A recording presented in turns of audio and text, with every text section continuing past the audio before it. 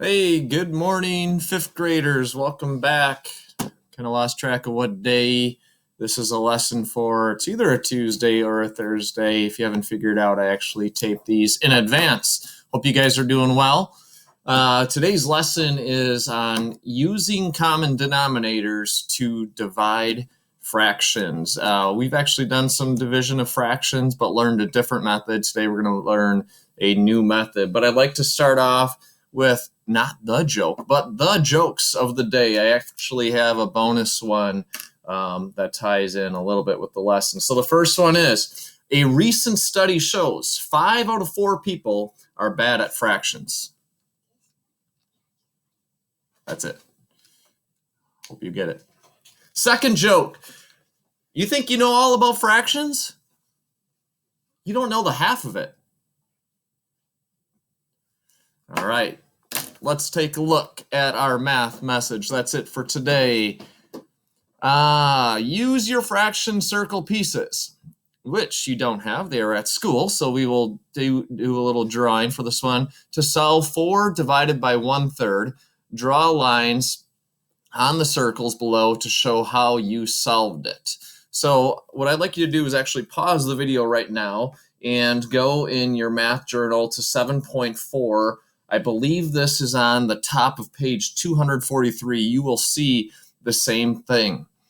So when I see a problem like this, I always have to think, what is the divisor? What is the dividend? In other words, the divisor does the dividing. The dividend is what is getting divided. Okay, so it's 4 divided by. Sounds like 4 is getting divided to me when I say that. What's doing the dividing? 4 divided by. Oh, by 1/3. So if you look, hey, nice and convenient, we have 4 circles. These 4 circles are going to get divided into thirds. They're going to get divided by thirds. It doesn't mean that we're going to cut all 4 into 3 parts. We're going to cut each individual one into 3 parts. So I'm going to take you to my document camera, and there's kind of the same problem, just not quite as neat. 6, appreciate that you got it already in your math journal. Yep. 6, what number are we on? It's page 2. Yep, 243. You're correct. So if any of you don't have that open yet, make sure you get there real soon so you can do this. Again, pause the video if you need. So take a second, think about how you would solve this. Use the pictures. All right, and we're back. Hopefully you paused it. What I would do in a situation like this is look at these and say, well, I'm going to cut each one of these into 3 parts. I just want you to see my hand. Like this. All right, so looks like I have 3 parts there. I'm going to do the same because I'm cutting each one into thirds, like this. And if I count how many pieces I have, that will be my answer. So I might say this is 1, that's 2, that's 3, 4, 5, 6, 7, 8, 9, 10, 11, and 12. So 4 divided by 1/3 equals 12. That's one way that we can do division with fractions. We learned another way that I want to point out, but our lesson today is not going to have you show your work and practice it this way. After today's lesson, you can determine, do I like drawing pictures? Do I like that one way that we did before this whole coronavirus started? We call it the bop it method, the keep it, switch it, flip it. The keep it, switch it, flip it method was, if I were to do this one, we would keep that first thing, remember? But we always say, hey, because we're going to end up turning this into multiplication, think of 4 as a fraction. The only thing we can do to 4 to keep it equivalent to 4 is put it over 1. So keep it says keep it 4 over 1. Switch it means turn your division into multiplication, and then flip it just means that this would be 3 over 1. You guys remember that when we do that, this multiplication problem is the exact same thing as this division problem. We just multiply our numerators. 4 times 3 equals 12, and 1 times 1 equals 1. Again, improper fraction, you would turn into a proper 12 divided by 1, or 1 fits into 12 whole times. So again, we get that answer of 12, same answer. Well, today's lesson, like you can see the title, Using Common Denominators to Divide. Yep, you guessed it, Maddie. We are definitely going to be figuring out a way so that we can have denominators to be the same, hence the name common denominators. Shrieker, I'll get to your question in a second. I think I'll show you, and if you still have a question, let me know at our math Zoom meetings. That'd be great. All right, so for the practice, there are 2 steps, what I think are easy steps. Sometimes for me, though, I don't understand what they're telling me unless I see an example, so I'll definitely show you that too. First step says rename the divisor and the dividend with a common denominator. Okay, you guys know what common denominators mean. Divisor, again, remember that is the number that is doing the dividing. The dividend is the number that is getting divided. Okay, so if we have this problem, 3 divided by 1/4, I can hear it. I can hear that 3 is getting divided, and it's getting divided by 1/4. 1/4 is the divisor. It's doing the dividing, okay? So it says we got to rename the divisor and dividend with a common denominator. Well, you guys know that we can make 3 into fraction. If we made it into fraction, it would be 3 over 1. However, if I put it over 1 right here, I'm just going to lightly write a 1 here, 3 over 1. We do not have a common denominator. So what I need to do is I need to write an equivalent number model over here so that both 1/4 and this 3 have the same denominator. So over here, I'm just going to write my 1/4 because I'm going to keep that thing the same. It's already a fraction, okay?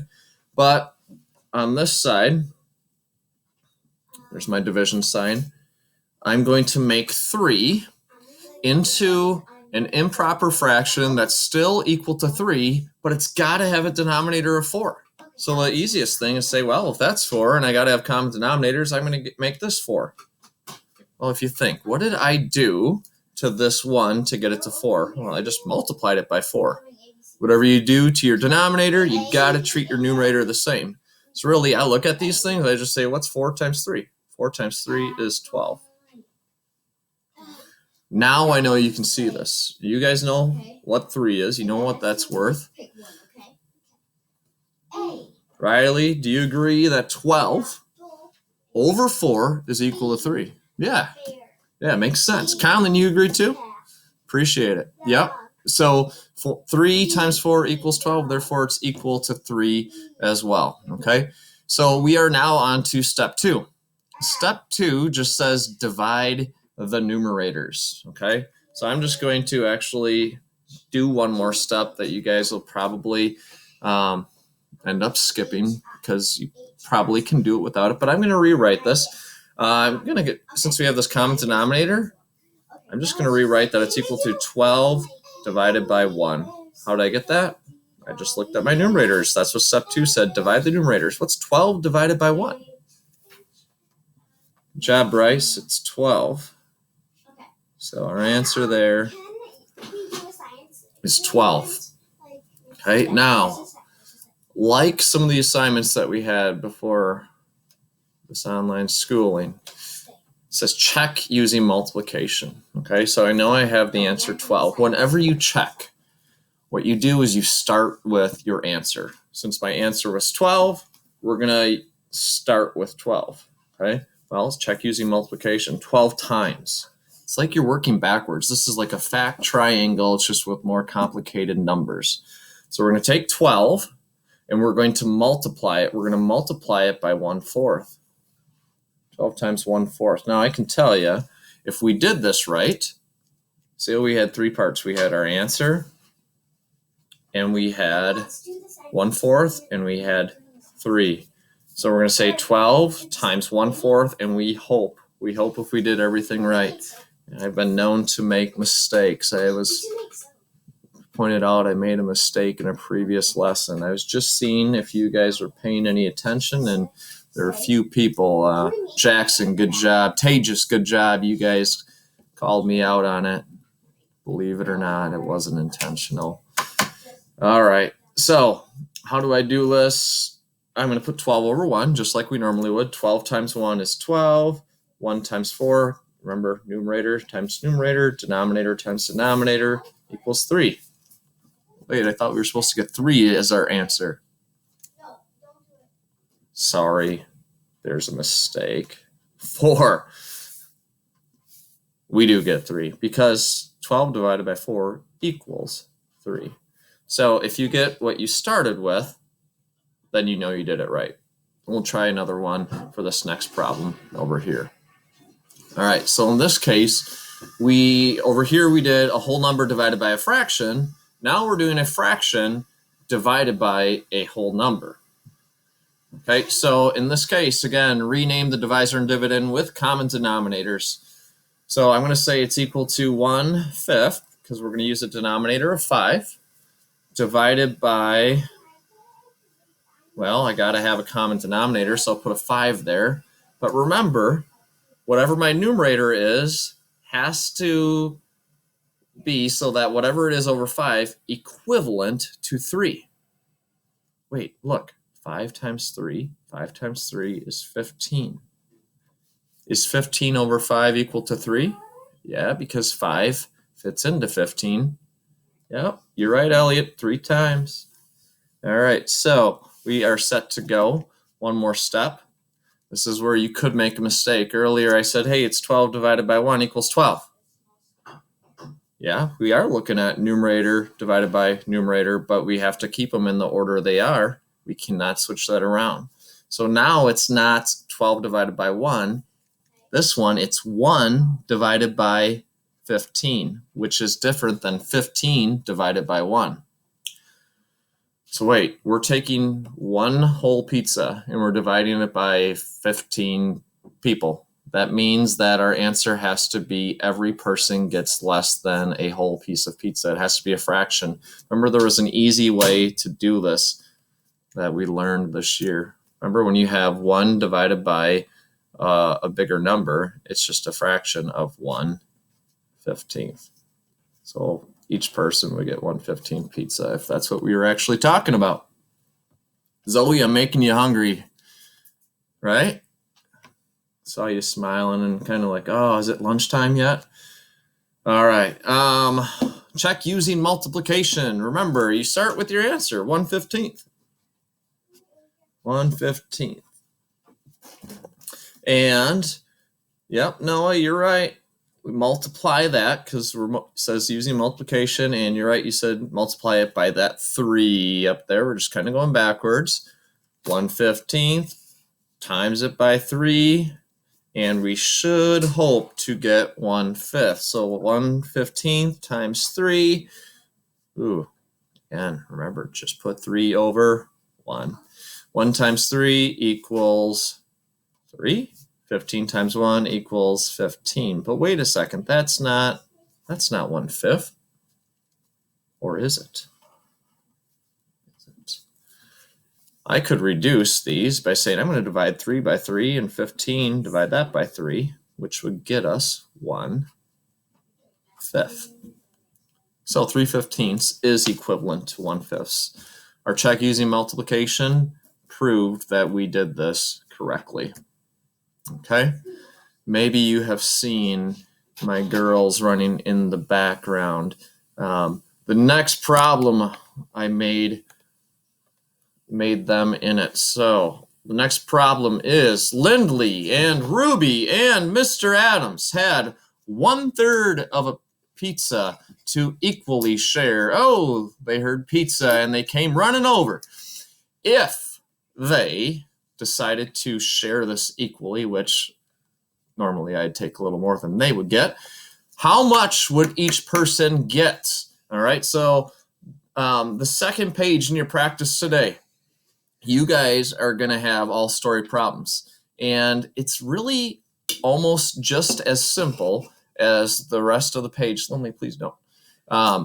However, you guys are going to have to figure out what the number model is. You have to figure out what is the number that's getting divided, what is the number that's doing the dividing. So, first thing, I'm looking at the three people, Lindley, Ruby, Mr. Adams. There are three people, okay? And there's also 1/3 of a pizza. Think, is the pizza dividing the three people, or are the three people dividing the pizza? Cindy, the pizza is not dividing us. I know you thought that was funny. It is kind of funny. So anyway, the pizza 1/3 is getting divided by three people. Okay, 1/3 divided by three people. So in this case, we need to first find a common denominator. All right, that's enough. But I'd argue if I could. Again, so we have to think. Sorry, they're distracting me. This is going to be equivalent to 1/3 divided by, and then again, since we had a denominator of 3, we're going to have a denominator of 3 over here. But we have to think about what's our numerator going to be so that it's still equivalent to the whole number 3. Well, what's 3 times 3? 3 times 3 is 9. Okay, so this is our number model that we're going to be using. Remember, we said that's equal to 1 divided by 9. 1 divided by 9, remember, it's easier than it looks. It's 1/9. So our answer is 1/9. Each one of us would get 1/9 of the entire whole original pizza. All right, last thing before shout outs. We're going to check using multiplication. So we're going to go backwards, starting with the 1/9. 1/9 times, you're right, Raksha, good job, times that by 3. Yep, you are right. Gigi said, put it over 1. Okay, so now I have 1 times 3 equals 3. 9 times 1 equals 9. And again, it should equal what we started with, which is 1/3. Is 3/9 equal to 1/3? Yeah, it is equal to 1/3. So we did that one correctly. All right. Just a reminder, we have Zoom meetings on Tuesdays and Thursdays, and I am inviting. You guys can request to be invited to the first half hour and do like a small group lesson if you're really having difficulties. But anyone can join that second half hour on Tuesdays and Thursdays. Would love to see more people there. Time for shout outs real quick. We're going to start with Mrs. Howard's class. Lindley's going to do the shout outs for Mrs. Howard's class. Lindley, who would you like to shout out to? Abby and Caden Smith. Caden Smith. Yeah. Miss you guys. And then Ruby is going to do the shout outs to Mr. Adams' homeroom. Who's that? You write in Spanish, dude. Jackson and Ainsley. Yeah, miss you guys. And last but not least, Mrs. Hook's class. Shout out to Tina and Tanner. Miss seeing you guys. It was good seeing Tanner today in a Zoom meeting, seeing him smiling. Saw Tina the other day in one of them too. Hope you guys are all doing well. Have a great day.